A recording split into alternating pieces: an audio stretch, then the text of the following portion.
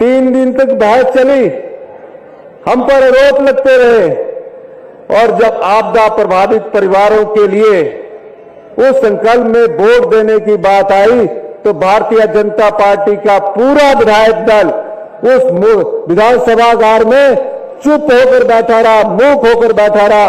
वो प्रभावित परिवारों के साथ खड़े नहीं हुए। कांग्रेस ने मेजॉरिटी से उस संकल्प को पास किया और आज उस संकल्प को पास करने के लिए हमने उसे केंद्र सरकार के लिए भेज दिया। यही नहीं, मैं आज उन सांसद से भी पूछना चाहता हूं, जब इतिहास की सबसे बड़ी आपदा आई है, जब इतिहास की सबसे बड़ी आपदा में उन सांसदों की जरूरत थी, तो हमारी सांसद प्रतिभा सिंह जी देश के प्रधानमंत्री से मिली, कहा हिमाचल छोटा सा प्रदेश है, यहाँ के बड़े सीधे साधे भोले भाले लोग हैं, आप उनकी आपदा में मदद कीजिए। लेकिन उनके कान पर जूं नहीं रहूंगी। ये छोड़िए, जिन सांसदों को आपने वोट डालकर चुनकर भेजा, उन सांसदों की इतनी हिम्मत नहीं हुई कि वो देश के गृह मंत्री से तीनों सांसद मिलकर एक अपील करते कि आपदा राहत प्रदेश हिमाचल प्रदेश के लिए कुछ धन दीजिए।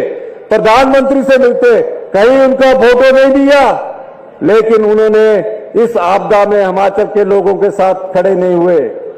आपके पास समय है, कौन खड़ा हुआ आपके के साथ? हम लोग खड़े हुए। हमारे पास साधन नहीं थे, कर्जे के बोझ के नीचे हम दबे हुए थे।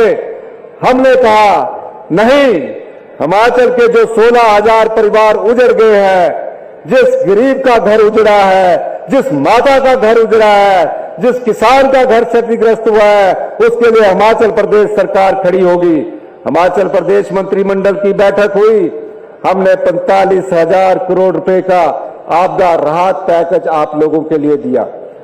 कानून मिला, कानून पढ़ाया गया कि अब केंद्र के कानून के हिसाब से पूर्णतः क्षतिग्रस्त मकान को सिर्फ 1,50,000 रुपया मिलेगा और आंशिक रूप से क्षतिग्रस्त मकान को सिर्फ 5,000 रुपया मिलेगा।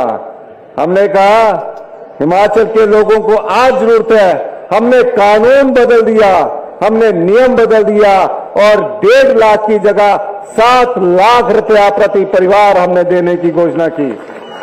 इसके साथ ही हमने पानी का कनेक्शन मुफ्त देने की बात की, बिजली का कनेक्शन मुफ्त देने की बात की और 280 रुपए प्रति बोरी के हिसाब से सीमेंट देने की बात कही। यही नहीं, हिंदुस्तान में कभी ऐसा नहीं हुआ होगा, कोई एक ऐसा उदाहरण नहीं मिला होगा।